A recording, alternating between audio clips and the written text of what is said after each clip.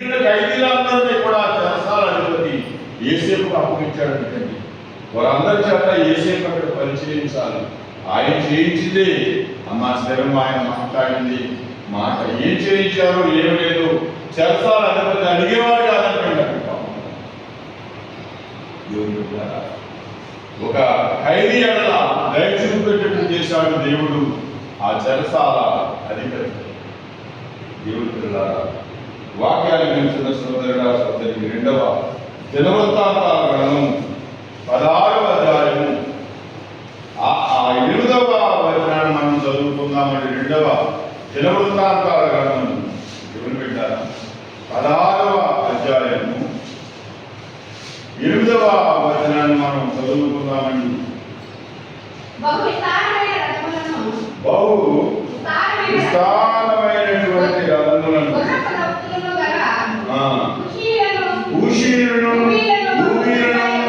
గొప్ప దండై వచ్చింది కదా, ఆయనను నీవు యెహోవాను నమ్ముకున్నందున ఆయన వారిని నీ చేతికి అప్పగించెను. దేవునికి స్తోత్రం. దేవుని పెట్టారా? ఆసామీకి ఎవరు వచ్చారంటండి? బహు విస్తారమైన రథములను, గుర్రపు రౌతులను గల కుషీయులను, లూబీలను గొప్ప దండై వచ్చింది కదా. ఆసామీకి దానికి వచ్చారంటే వీళ్ళందరూ కూడా. అయినా నువ్వు ఎవరి మీద ఆధారపడ్డావంటే దేవుని మీద ఆధారపడ్డావు, ఆయన నమ్ముకున్నావు కనుక వారందరికీ ఓటమి దయచేశాడు దేవుడు. వారందరూ ఓడిపోయారు, వారందరినీ నీ చేతికి అప్పగించాడు. దొరకలేదమ్మా, దొరకలేదు. 16:8 అండి. 371 పేజీలో ఉంటుందన్నమాట. 370 దేవుని పిల్లల వాక్యాన్ని గురించిన సోదరుడా సోదరి, ఇక్కడ చేతులెత్తి దేవుని స్తుతిస్తే శత్రువుని మన చేతికి అప్పజెపుతాను అనేటటువంటి అంశం గురించి దేవుడు మనతో మాట్లాడుతూ ఉన్నాడు. ఇక్కడ ఆసానే రాజు మీదకి దండెత్తి వచ్చిన వారందరినీ కూడా దేవుడు ఏం చేశాడు అంటే ఆయన చేతికి అప్పగించాడు. ఆయన చేతికి అప్పగించాడు. అలాగే 36వ అధ్యాయం దేవుని బిడ్డలారా 17వ వచనం కూడా మనం చదువుకుందామండి. 36వ అధ్యాయం 17వ వచనాన్ని మనం చదువుకుందాం. అయ్యా ఆయన వారి మీదకి 17వ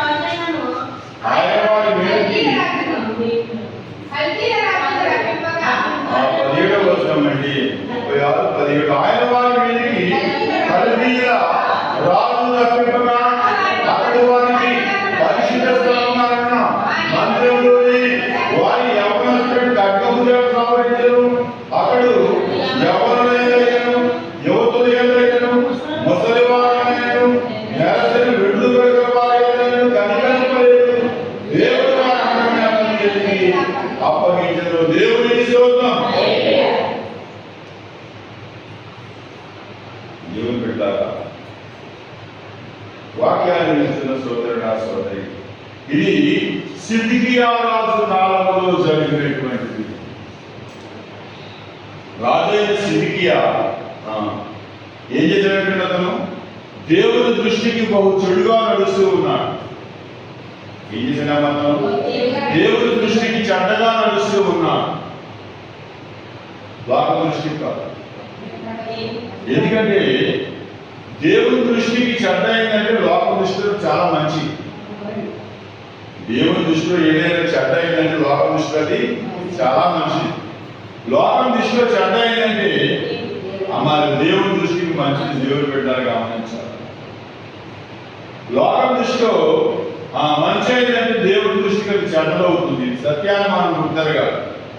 అయితే సిద్కియా ఏం చేశాడు అంటే దేవుని పెట్టారా, దేవుని యెహోవా దృష్టికి చెడ్డగా నడుస్తూ ఉన్నాడు. ఏంటి? ఆ కాలంలో యిర్మీయా ప్రవక్త ఉన్నాడు. దేవుని చేత యాత్రలు చేయబడినటువంటి ప్రవక్త.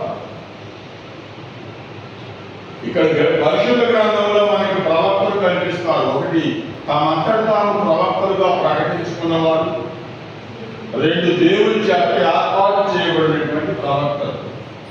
దేవుని చేత ఏర్పాటు చేయబడిన ప్రవక్తలు మనకి తక్కువగా కనిపిస్తూ ఉంటారు. తమంతట తాము ప్రవక్తలుగా ఏర్పరచుకున్న వారు ఎక్కువగా మనకు కనిపిస్తూ ఉన్నారు ఈ బైబిల్ గ్రంథంలో. అయితే ఇర్మియా ప్రవక్త దేవుని చేత పిలవబడినటువంటి వాడు, దేవుని చేత బలపడించబడినటువంటి వాడు, దేవుని చేత ఏర్పరచబడినటువంటి వాడు.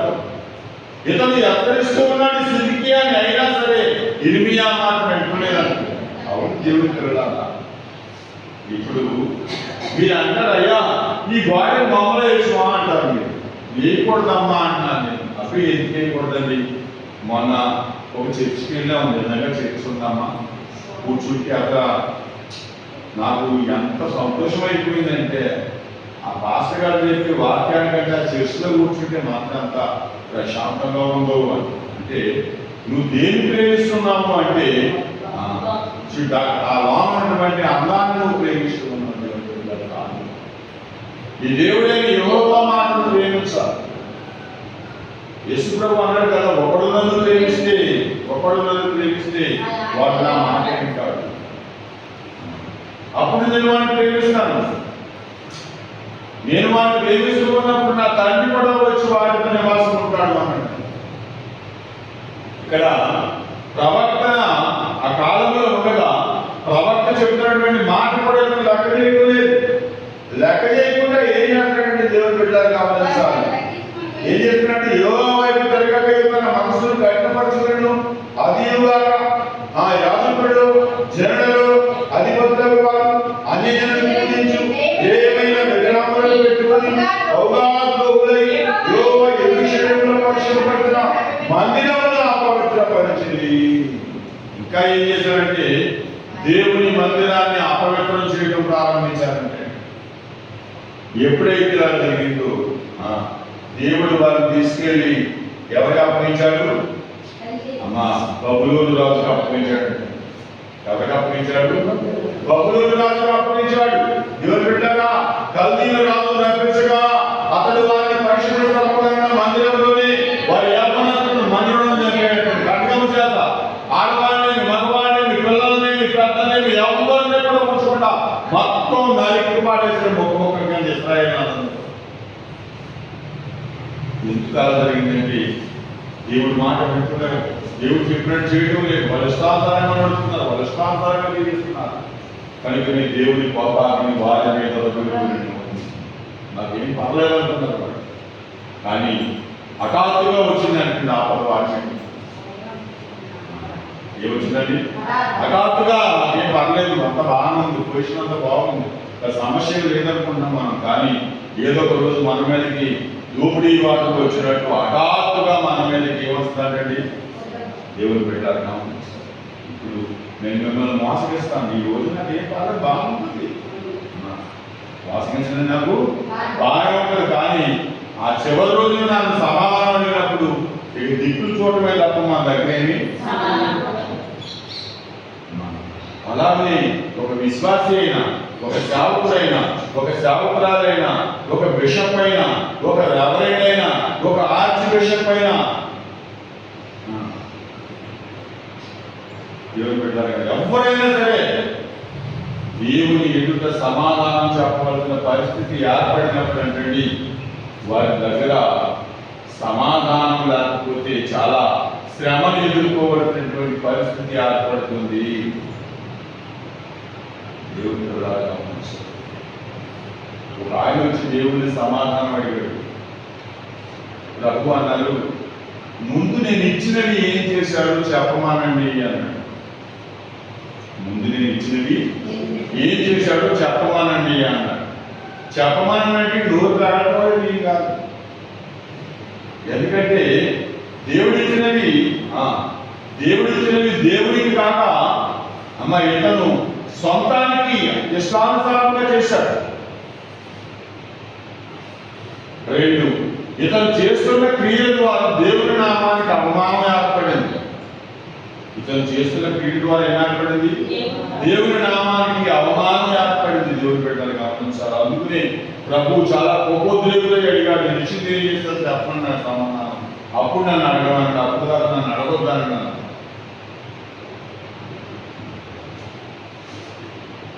దేవుని పెట్టారు గమనించిన వాక్యాన్ని వింటున్న సోదరుడు సోదరు.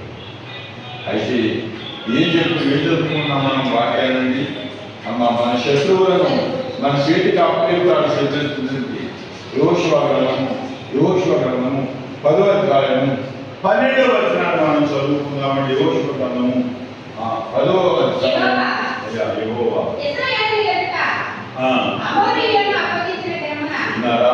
యెహోవా ఇశ్రాయేలీయులందరి ఎదుట కూడా అమోరీయులను అప్పగించాడంటండి.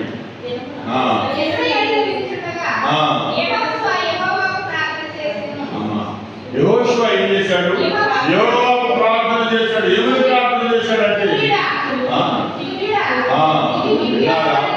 యుద్ధం ఇంకా పూర్తవలేదు. అమ్మా, వారు ఇంకా పట్టుకోబడినటువంటి జనం ఉన్నారు. ఏం చేయాలో సాయంకాలం అయితే యుద్ధం ఆపేయాలి. అందుకని ముందు యెహోషువ ప్రార్థన, సూర్యుడా చంద్రుడా నీవు అయ్యాలోంచి పైకి రావద్దు అని చెప్పి ప్రార్థన. ఒక మనుషుడు ప్రార్థన చేయగా సూర్యుడు చంద్రుడు వారి వారి కక్షలు వారి పరిమితులు ఆగిపోయారంటండి. ఎంత శక్తివంతమైన ప్రార్థన గమనించండి. దేవుని బిడ్డలు గమనించాలి. వాక్యాన్ని ఉంచిన సోదరుడు చూసారా? ఇప్పుడు పూర్తిగా యుద్ధంలో జయము వచ్చేటంత వరకు కూడా వారు అక్కడే నిలబడిపోయారు అని దేవుని యొక్క వాక్యం సెలవిస్తూ యెహోషువకి ఆ శత్రువులందరినీ దేవుడు చేతికి అప్పగించాడు. దేవుని సంగమా, 2వ సమూయేలు గ్రంథం 7వ అధ్యాయము 11వ వచనాన్ని మనం చదువుకుందాం. 2వ సమూయేలు గ్రంథం 7వ అధ్యాయము 11వ వచనాన్ని మనం చదువుకుందాం. సంగమా మౌనము దాల్చకుమా, కోసేటి పనిలో నిమగ్నులుమా. సంగమా మౌనము దాల్చకుమా, కోసేటి పనిలో నిమగ్నులుమా. యజమాని నిధులన్నీ నీకే కదా, ఇది కోతకు సమయం, పనివారి తరుణము ప్రార్థన చేయుమా.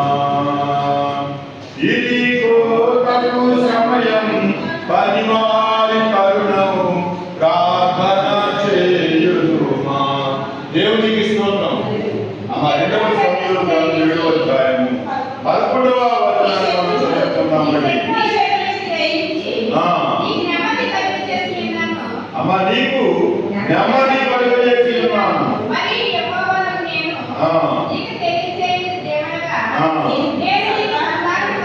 దేవునికి స్తోత్రం.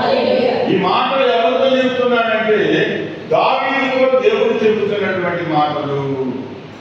నీ శత్రువుల మీద నీకు జయించి నీకు నెమ్మది కలుగజేసి ఉన్నాను. ఎందుకంటే దావీదు ఎన్నో యుద్ధాలు చేశాడు. దావీదు ఏం చేశాడంటే ఎన్నో యుద్ధాలు. అమ్మ, దావీదు జీవితం అంతా కూడా యుద్ధాలతోనే గడిచిపోయిందండి. ఏం గడిచిపోయింది? యుద్ధాలతోనే గడిచిపోయింది. చుట్టూ ఉన్న శత్రువులతో రైలుబాబడి యుద్ధం చేయటమే, రేయిబాబడి యుద్ధములో ఉండటమే. దేవుని పిల్లలారా, అయితే అతడు చేసినటువంటి యుద్ధాలు, అతడు వలకపోసినటువంటి రక్తము, వీటన్నిటి మూలముగా మందిర నిర్మాణానికి అర్హత లేకుండా అయిపోయింది పరిస్థితి. దేవుడు అన్నాడు, విస్తారమైనటువంటి రక్తాన్ని ఉల్లేఖించావు, నువ్వు కట్టడానికి లేదు, నీ గర్భవాసాలను కొట్టబోయేవాడు కడతాడు మందిరం. దేవుని పిల్లలారా గమనించాలి. వాక్యాన్ని వింటున్న కదా. అయితే ఎంత యుద్ధం చేసావు కదా, జయం ఎలా వచ్చింది? నీ యుద్ధాన్ని బట్టేనా? నీ బలాన్ని బట్టా, నీ శౌర్యాన్ని బట్టా, నీ తెలివిని బట్టా? దావీదు బలాన్ని బట్టు, దావీదు శౌర్యాన్ని బట్టు, దావీదు తెలివిని బట్టు కాదంటే కేవలము జయము ఆయన అనుగ్రహించాడు. దేవునికి స్తోత్రం. అమ్మా, మనం చేస్తున్న దైనందిన జీవితంలో మనం చేస్తున్న ప్రతి పనిలోని కూడా మనకు జయము అనుగ్రహించబడుతుందని దేవుని కృపయే. తెలుగు చదువును, మన జ్ఞానం చదువును, అది ఎంత మాత్రము కాదు అని ప్రభు పేరట మనవి చేస్తూ ఉన్నాడు దేవుని బిడ్డలారా. ఇక్కడ దావీదుతో అంటున్నాడు, నీ శత్రువులందరి మీద నేను జయించాను. దేవుని బిడ్డలారా, మన శత్రువు మీద మనకు జయించేవాడు ఆయనే. మన శత్రువు ఎవరండి? అపవాది, సాతానుడు. దేవుని బిడ్డలారా, మన ఇంటి పక్కోళ్ళు, మన ఇంటి ముందోళ్ళు, మన ఇంటి అనుకోళ్ళు కాదని మన శత్రువు. వారు కూడా మనలాంటి మానవులే. ఎంత మాత్రమే వారు మనకి శత్రువులు కాదు. మన ప్రధాన శత్రువు ఎవరంటే అపవాది. ఇలాగా ఆ అపవాదిని మనం ఏం చేయాలంటే జయించాలి. అపవాదిని జయించాలంటే చేతులెత్తి దేవుని మీద నీవు నిత్యము కూడా స్తుతి చేయువాడవై, స్తుతి చేయువాడవై ఉండాలని దేవుని ప్రభు గారిట మనం చేస్తూ ఉన్నాం. దేవుని బిడ్డలారా, రెండవదిగా చేతులెత్తి నీవు స్తుతిస్తే దేవుని చేతిలో నీవు కప్పబడతావు. ఆయన హస్తాలకి ఏం చేస్తావు? నీవు కప్పబడతావు. నిర్గమకాండము 33వ అధ్యాయము 22వ వచనాన్ని మనం చదువుకుందామండి. నిర్గమకాండము 33వ అధ్యాయము దేవుని బిడ్డలారా 22వ వచనాన్ని మనం చదువుకుందాము. నా మహిమ నీవు దాటివేయగా ఆ బండ సందులో నేను నుంచి నిన్ను దాటివేయవరకు నా చేతితో నిన్ను కట్టెదను. దేవుడు అడిగాడు, అయ్యా ఒక్కసారి నాకు కనిపించమని అడుగుతూ ఉంటే మోషే నన్ను చూసి ఏమన్నాడు కూడా బ్రతకలేడు. కనుక నా వెనుక భాగాన్ని చూపిస్తాను, ఆ బండ సందులో ఉండు అని చెప్పి ఒక చెయ్యి మోషే మీద ఉంచాడంటే దేవుడు. ఒక చేతితో మోషేను తప్పాడు కనుక దేవుని యొక్క వెనుక భాగాన్ని మోషే చూడగలిగాడు. లేకపోతే బ్రతకడు. దేవుని సంగమా గమనించాలి. వాక్యాన్ని వింటున్న ప్రియ సోదరుడా, సోదరి, అయితే ఇక్కడ వాక్యం ఏం చెప్తుందంటే ఆయన చేతితో కప్పాడంటాడు మోషేని. అందున దైనిక జీవితంలో ఆయన చేతితో మనల్ని కప్పుతూ ఉన్నాడు. కష్టములందు, బాధలందు, ఇరుకులందు, ఇబ్బందులందు, సమస్యలందు ఆయన చేతితో మనల్ని దాస్తూ ఉన్నాడు, కప్పుతూ ఉన్నాడు. లేకపోతే ఈ ఇరుకులు, ఇబ్బందుల్లో మనం ఏ అపవాది చేతిలో పడుతుందో వెళ్ళి మనకున్న సమస్యలు, మనకున్న బాధను బట్టి ఏదో ఒక అపవాది చేతిలో మనం పడతాం. అది మనల్ని కబళించి వేస్తుంది. మనల్ని కబళించకుండా ఏం చేస్తుందంటే ఆయన చేతిలో మనల్ని దాస్తూ ఉన్నాడు. దేవుని బిడ్డలారా గమనించాలి. మరియు కీర్తన 61వ దావీదు కీర్తన 4వ వచనాన్ని మనం చదువుకుందామండి. 61వ దావీదు కీర్తన 4వ వచనాన్ని చదువుకుందాం. దేవుని బిడ్డలారా, యుగయుగములు అమ్మా చూసారా, ఇక్కడ వాక్యం అంటూ ఉంది. ఇక్కడ వాక్యం అంటూ ఉంది యుగ యుగములు కూడా.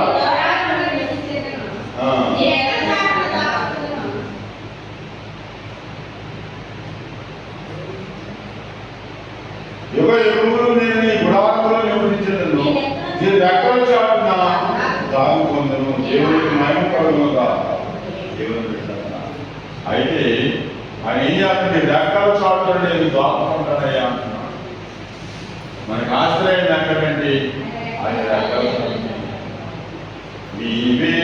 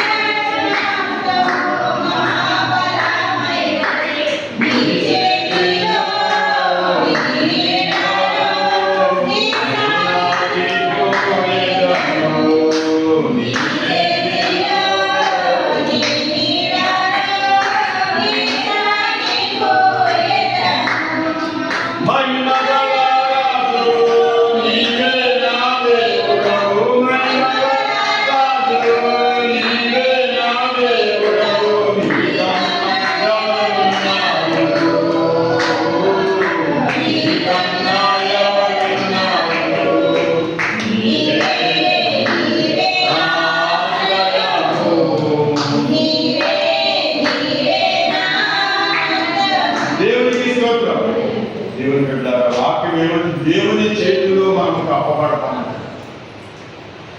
చేతులు ఎత్తి ఆయన సూచిస్తూ ఉంటే ఏం చేస్తాం? రెండవ ఆశీర్వాదం ఆయన చేతితో మనం అప్పబడతాం. దేవుని బిడ్డలారా, మూడవదిగా చేతులు ఎత్తి మనం ఆయన సూచిస్తూ ఉంటే మన చేతి పనిని ఆయన దీవిస్తాడు.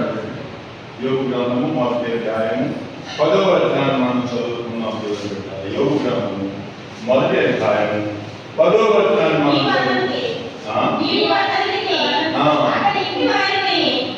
అతనికి అతని ఇంటి వారికి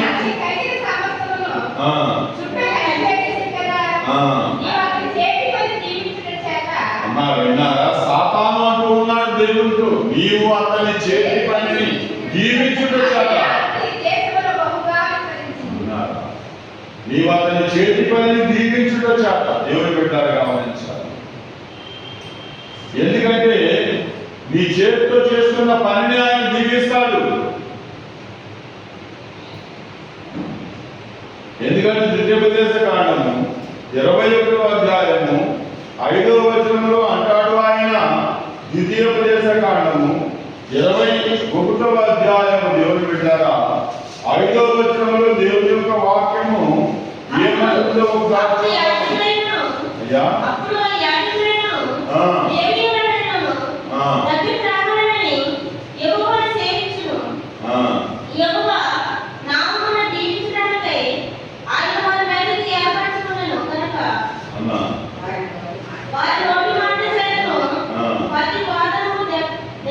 అప్పుడు యాజకుడైన లేవీయుల దగ్గరికి రావలను. యెహోవాను సేవించి యెహోవా నామమును దీవించుట ఆయన వారిని ఏర్పరచుకుని గనుక వారి నోటి మాటలను ప్రతి వివాదము దెబ్బ విషయమై ప్రతి వాదము విమర్శింపబడవలెను. దేవుడు అంటే యాజకుడి నోట్లో దేవుని యొక్క మాట ఉంచాడు. యాజకుడి నోట్లో ఏమంటుంది? దేవుని మాట. ఆ మాటను దీవించాలంటాడు.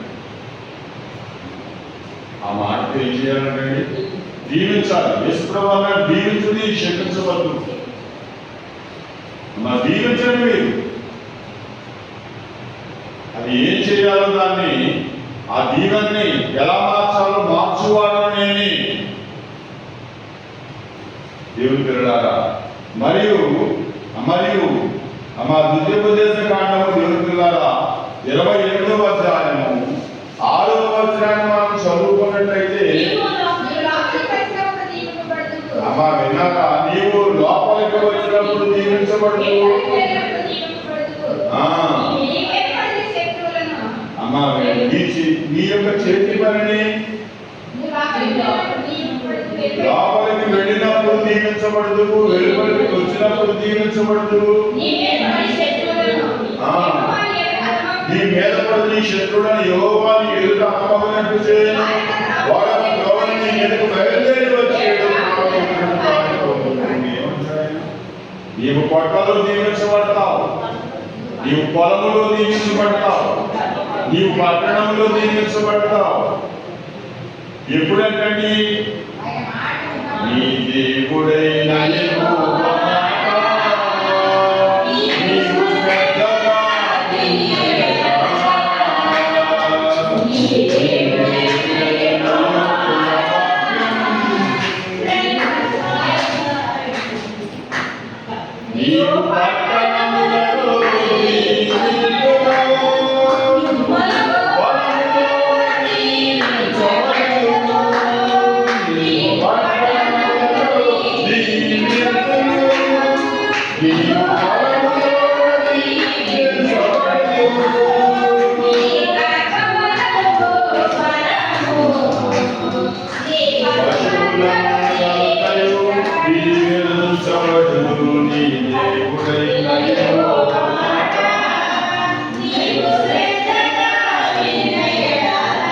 దేవుని పిల్లల వాక్యం అంటుంది. నీ దేవుడై యెహోవా వాటి పుస్తకాన్ని ఆయన దృష్టికి న్యాయమైన చేసి ఆయన ఆత్మీయ నడుమేడలా నేను ఐగుప్తీయుల కలిగించిన భోగాలలో ఏది కూడా రానున్నాడు. దేవుని పెట్టాలి. ఆయన మాట వినాలి. ఆయన కోరుకుంటూ ఉన్నాడు. ఆయన మాట లోపడాలి. ఆయన మాట వినాలి. ఆయన ఏం చెప్తున్నాడు దాని ప్రకారంగా మనం చేసి అడగమంటాడు. ఆయన నేను ఏం చెప్తున్నానో దాని ప్రకారంగా చేసేప్పుడు దాన్ని శోధించండి అయ్యా. పట్టదాన్ని విస్తారమైన దీవెని విస్తారమైన మనమేం చేస్తామంటే ఆయన ఏం చెప్పాడు చేయకుండా మనం ఆయన శోధించాం. ఆయన ఏం చెప్పాడు దాన్ని మనం చేయకుండా శోధించడం. దానివల్ల ఫలితం ఏంటి? ఏ ఫలితం ఉంటుంది? అందుకనే ముందు ఆయన ఏం చెప్పాడో చెప్పి అప్పుడు ఆయన్ని శోధించమంటున్నాడు. దేవుని పిల్లలారా, వాక్యాన్ని వింటున్న సోదరుడా సోదరి, ఏం చెప్పుకున్నామని సామెతల గ్రంథము 24వ అధ్యాయము 25వ వచనాన్ని మనం చదువుకున్నాం. సామెతల గ్రంథము 24వ అధ్యాయము 25వ వచనాన్ని మనం చదువుకున్నాం. సంగమా అయ్యా,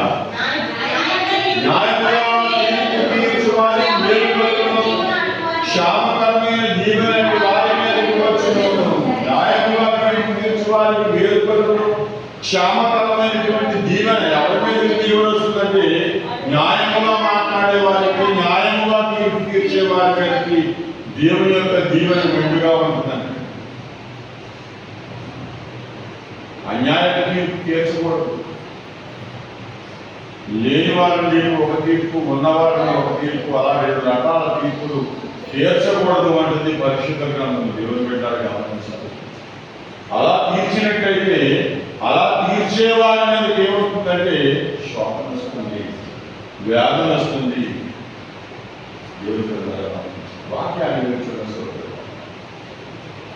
ఒకరోజు ఒక లాయర్ వద్దకు వెళ్ళాను. ఆయనకి యాక్సిడెంట్ అయింది, పడిపోయాడని చెప్పి లాయర్ని అయితే ఆయన మాట సందర్భం అన్నాడు, అయ్యా నేను ఎందుకు పడిపోయినా నాకు ఎప్పుడు కూడా అర్థం కావట్లేదు. ఎందుకంటే నేను ఎవరికి అన్యాయం చేయలేదు. నేను ఎవరికి అన్యాయం చేయలేదు. నేను ఎవరికి అన్యాయంగా తీర్పు చేస్తలేదు. నేను ఎవరికి అన్యాయం చేయలేదు. నేను న్యాయమే చేశాను. నేను తీర్చిన ప్రతి తీర్పు కూడా న్యాయబద్ధమైన తీర్పు. కానీ ఎందుకు పడిపోయానో నాకు ఎప్పటికి కూడా అర్థం కావట్లేదు అన్నాడు. దేవుని బిడ్డలు, నేను తీర్చిన ప్రతి తీర్పు కూడా న్యాయ సంబంధమైంది అని ఘంటాపదంగా చెప్తూ ఉన్నాడు. అయితే ఆయన ఎందుకు పడిపోయి ఎవరు చెప్పాలి? ఎందుకంటే నా దృష్టిలో నేను మాట్లాడిన మాట న్యాయమే, నా దృష్టిలో నేను తీర్చిన తీర్పు న్యాయమే. కానీ ఆయన దృష్టిలో న్యాయమైనదో కాదో అది మనకు తెలియదు, ఆయనకు తెలుస్తుంది. వాక్యాన్ని నచ్చిన సోదరుడా సోదరి, అయితే ఎక్కడున్నామని మనం మరియు దేవుని బిడ్డలారా, మొదటిగా ఏం చెప్పుకున్నాం? చేతులెత్తి స్తుతిస్తే ఆయన మన శత్రువుని మన చేతిలో అప్పగిస్తాడంటే. రెండవదిగా మన చేతులెత్తి దేవుని స్తుతిస్తే రెండవదిగా ఏ ఆశీర్వాదం అంటే దేవుని చేతుల్లో మనం పక్కబడతాం. మూడవదిగా ఏం చెప్పుకున్నామంటే చేతులెత్తి స్తుతిస్తే మన చేతి పనిని దేవుడు దీవిస్తాడు. నాలుగవదిగా దేవుని బిడ్డలారా, మన చేతి పనులన్నింటిలో ఆశీర్వాదం ఉంటుందంటే. చేతులెత్తి స్తుతిస్తే మన చేతి పనులన్నింటిలో ఏమవుతుందంటే ఆశీర్వాదం. ద్వితీయోపదేశకాండం 16వ అధ్యాయం 17వ వచనాన్ని మనం చదువుకుందాం. ద్వితీయోపదేశకాండము 16వ అధ్యాయము 17వ వచనాన్ని మనం చదువుకుందాం. దేవులారా, 17వ వచనం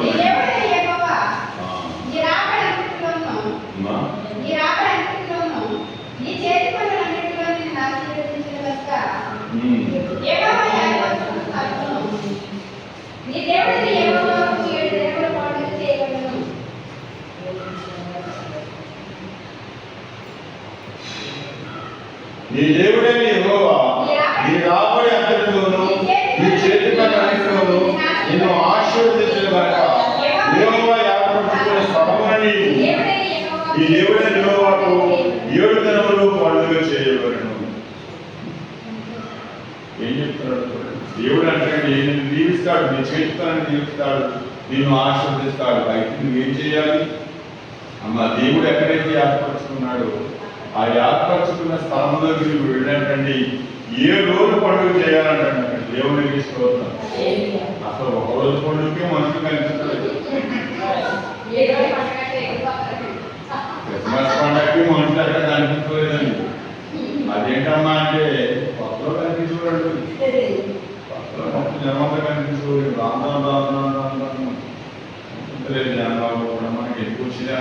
పరిస్థితి అయితే అన్నాడు 7 రోజుల పండుగ చేయాలంటే దేవుని పెట్టాలి. ఒక పండుగలో ఎక్కిపిస్తే చాలు, 7 రోజుల పండుగలో ఎక్కిపించినట్టే. అయితే 30వ అధ్యాయము 9వ వచనం కూడా చదువుకుందాం. ఏమంటున్నారు దేవుడి కోసం? 30వ అధ్యాయము 9వ వచనాన్ని, నీ దేవుడే యెహోవా నీ చేతి పడిన విషయంలో, నీ గర్భఫల విషయంలో, నీ పశువుల విషయంలో, నీ భూమి పంట విషయంలో, నీ నీడ వర్ధలను, ఈ ధర్మశాస్త్ర గ్రంథములో రాసిన ఆజ్ఞలను కట్టడలను భయపడి నీ దేవుడే యెహోవా మాటని నీ పూర్ణ హృదయంతో, నీ పూర్ణాత్మతో నీ దేవుడే యెహోవా పడినప్పుడు యెహోవా నీకు అనుగుణంగా ఆజ్ఞించినప్పుడు నీకు మేలు చేయటకు నీ అందరూ ఆయన చెప్పిన మాట ప్రకారంగా నడిస్తే నీ పితరుల యందు ఆనందించినట్టు. మన పితరులు ఎవరంటండి? అబ్రహాము, ఇస్సాకు, యాకోబు. వారు ఎంతో ఆయన ఆనందించాడు. ఎందుకంటే వారు చెప్పినట్టు నడిచారు. అబ్రహాంకి దేవుడు ఏం చెప్పాడో దాని ప్రకారంగా నడిచాడు. అబ్రహాము తరం అయిపోయిన తర్వాత ఇస్సాకు వచ్చాడు. ఇస్సాకు ప్రాణంలో కూడా కరువు వచ్చింది. ఆ కరువు సమయంలో ఇస్సాకు కూడా ప్రయాణమై బయలుదేరదాం అనుకున్న టైంలో దేవుడు కనిపించి మీ నాన్నతో చెప్పాను వెళ్ళొద్దు, ఇక్కడే ఉండమని. అలా మీతో చెప్తున్నాను, ఇక్కడే ఉండు, నేను జీవిస్తాను అన్నాడు. ఇస్సాకు ఆ దేశం ఉన్నవాడే విత్తనములు కలిగి ఆ సముద్రం గుండంతా పడుతుంది. ఏ దేశంలో ఉన్నాడు? ఎక్కడైతే కరువు వచ్చిందో, ఎక్కడైతే ఏ ప్రాంతంలో కరువు ఉందో ఆ కరువు ప్రాంతంలోనే ఉండమని చెప్పాడు దేవుడు అతను ఇస్సాకు. ఆ కరువు సమయంలోనే విత్తనాన్ని దింపాడు ఇస్సాకు. దేవుని బిడ్డలారా, అయితే ఏమైందంటే నూరంతలో ఆశీర్వాదం వచ్చింది, నూరంతలో ఫలం వచ్చిందంటున్నారు. చూశారు అబీమెలెకు వారి యొక్క మంత్రి పీకోడు అందరూ చూశారు. ఇదేంటి మనం చూస్తే కరువు ఆనందిస్తూ ఉంది, విత్తనాలు మొలకెత్తడం లేదు. అతను చెప్పిన విత్తనాలు మంచి పంట పండుతూ ఉన్నాయి. నిశ్చయంగా ఇతనికి దేవుడు తోడై ఉన్నాడు కనుక మనం నిబంధన చేసుకుందామని అబీమెలెకు అతని సేనాధిపతి పీకోడు ఇద్దరు వచ్చి ఇస్సాకుతో నిబంధన చేసుకున్నారంటే దేవుడు పెట్టారు. ఈ ఆశీర్వాదాన్ని దేవుడు నీకు ఆశీర్వాదం ఇస్తూ ఉన్నప్పుడు నీ ఆశీర్వాదం చూసి, నీ విధానం చూసి నీ పక్కవారు కూడా ప్రభువుని స్తుతించలాగున, మహిమపరచలాగున అమ్మా నీవు నిలుస్తానమై నిలుచువాడమై ఉండాలంటే దేవుని బిడ్డలు గమనించాలి. వాక్యాన్ని వింటున్న సోదరుడా సోదరి ఏమంటున్నాడు? నీ చేతులన్నింటినీ కూడా ఆయన నేను దీవిస్తాడు. నీ గర్భఫల విషయంలో, పశువుల విషయంలో, భూమి పంట విషయంలో నీవు మేలు పెరిగినట్లు ఆయన వర్ధల చేయను.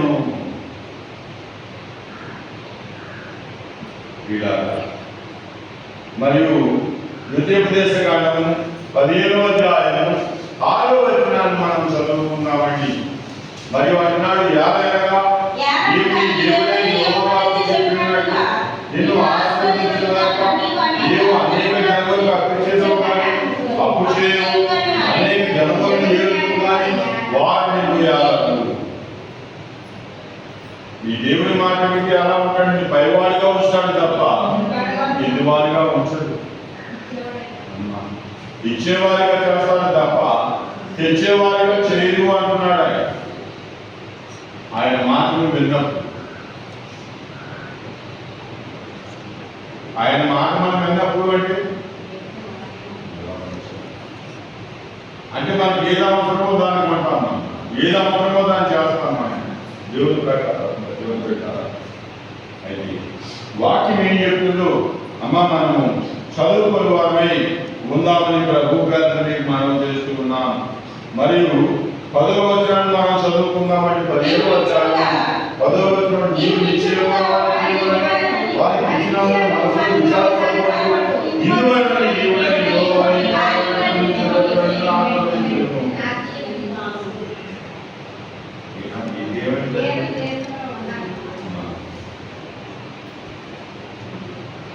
పేదవాడైనా ఈ సహోదరుని కటాక్షం నీవు వానికి ఏమి చేయకపోయినా వాడిని నువ్వు చేయవు మొదలు నీ పాపము లేవు.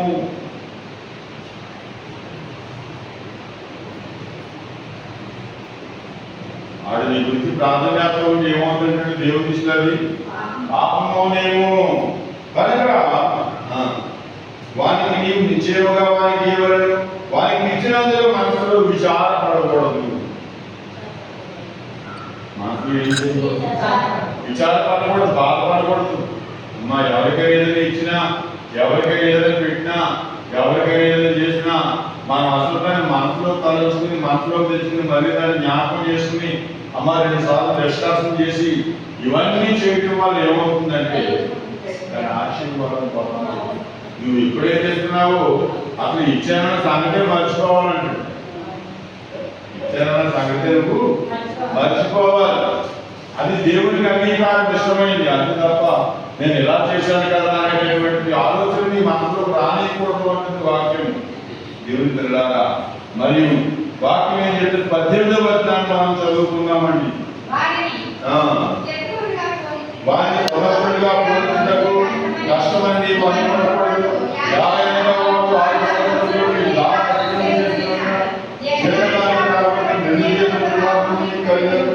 అలాగే దేవుడి నిలవని చేయవారి విషయంలో నిన్ను ఆశీర్వదించును. నీ దగ్గరికి పనిచేసే దాసుల గురించి చెబుతుందండి. ఈ దాసుడు అంటే 6 సంవత్సరాలు అయిన తర్వాత పంపేయాలంటే దాసుడు వాడు వెళ్ళిపోతానంటే పంపాలి, వాడి చేతితో పంపకూడదంటండి. అమ్మా వాడి కష్టానికి ప్రతిఫలం ఇచ్చి పంపాలి. 7వ సంవత్సరం ఏం చేయాలి? వాడి కష్టానికి ప్రతిఫలం ఇచ్చి. అందుకే యాకోబు అంటాడు కదా, నిజంగా దేవుడు నాకు తోడలేకపోతే నేను పడ్డ కష్టాన్ని నన్ను గుర్తు చేరుతూనే పంపేసి ఉండేవాడు. జ్ఞానమాత్రం అన్నాడు, దేవుడు నాకు తోడే ఉండకపోతే నేను పడ్డ కష్టానికి నన్ను కొట్టి చేరుతూనే నువ్వు పంపేసింటూ దేవుడు నాకు తోడే ఉన్నాడు కనుక ఇదంతా నాకు దేవుడు ఇచ్చాడు అన్న. 8 సంవత్సరాలు 14 సంవత్సరాలు పనిచేశాడట. అంటే ఇది ఒక 2 ఏళ్ళు, అదొక 2 ఏళ్ళు, 4 నెలలు జీతం ఎక్స్ట్రా రావాలండి. 4 నెలలు జీతం యాకోబుకి రావాలి. దేవుని పెట్టాలి. అతను ఏమీ ఇవ్వలేదు. అందుకనే అడిగాడు, నిజంగా నువ్వు నాకు ఏమి ఇవ్వలేదు, నా చదువులు చేయించుకున్నావు కానీ దేవుడు ఇచ్చాడు నాకు ఇదంతా. ఈ పిల్లలేమి, ఈ భార్యలేమి, ఈ ఆస్తిని ఇదంతా నాకు గమనించారంటే దేవుడు ఇచ్చాడు అని యాకోబు చెబుతూ ఉన్నాడు. దేవుని పెట్టారు గమనించారు. వాక్యాన్ని అందుకుని అరగోళ్ళు సంవత్సరం పనిచేస్తే సంవత్సరానికి 40,000 ఇస్తారు ఉచితంగా. అది బోనస్ అంటారు. ఎందుకంటే వాళ్ళు 28 రోజులు ఉంటుంది, తప్ప 29 30 రావాలి వాళ్ళు కాదు కదా. మనకే వస్తాయి 30 31 36 37 కూడా వస్తాయి. పరిస్థితుల వల్ల తాగలేకపోతే ఏం చేస్తాం? వాక్యాన్ని వింటున్న సోదరుడా సోదరి 7వ అధ్యాయము 6వ వచనాన్ని మనం చదువుకుందామండి.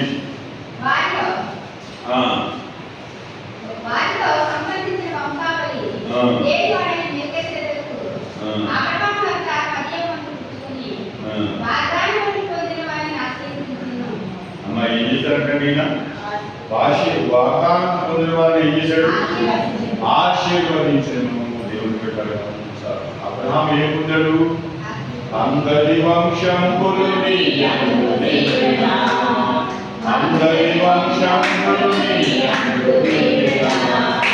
పొందిన ప్రధానకు అందరి వాకు ఆంధ్రప్రదేశ్లో అన్యజనులకు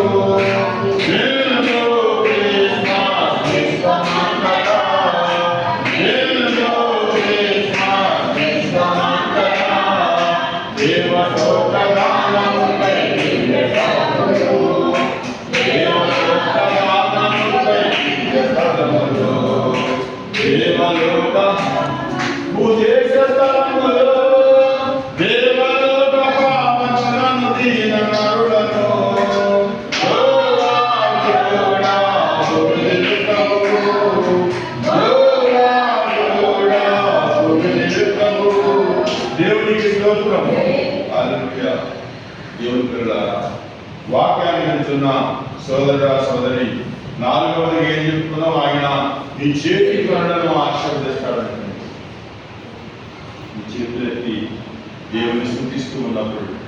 ఐదవదిగా నిన్ను విడిపించి రక్షిస్తాడు ఆయన. ఏం చేస్తాడండి? కీర్తన 31వ దావీదు కీర్తన 15వ వచనాన్ని మనం చదువుకుందాం. 31వ దావీదు కీర్తన బిడ్డరా 15వ వచనాన్ని మనం చదువుకుందామండి.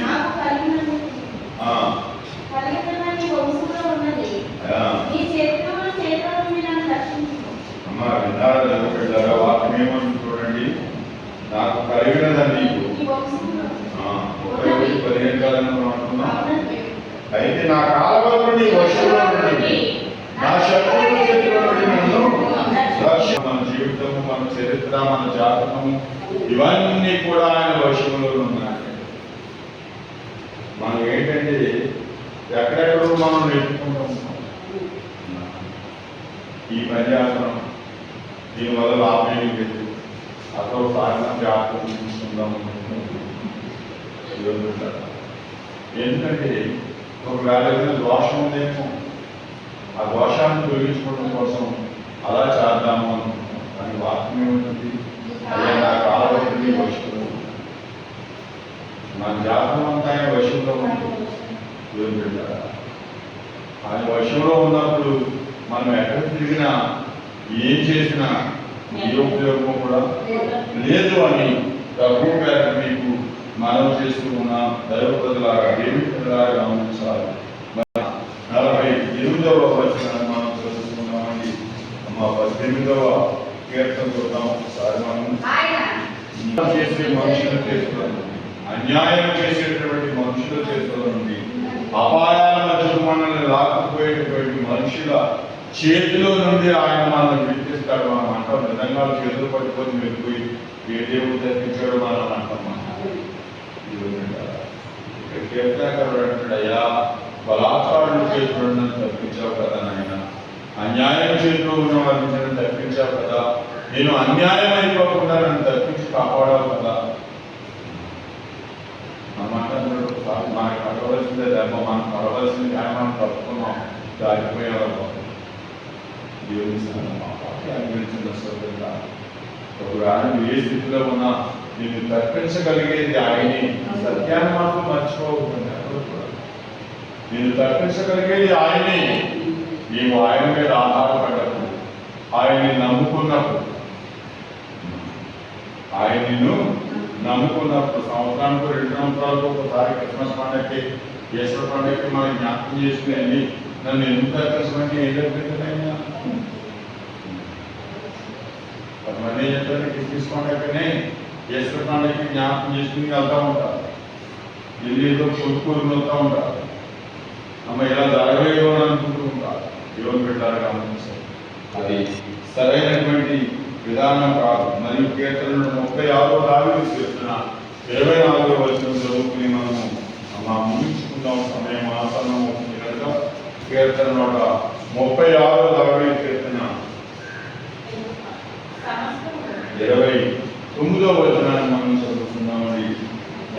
24 క్షమించండి, 36 24వ వచనం. మన శత్రువుల చేతులను మనల్ని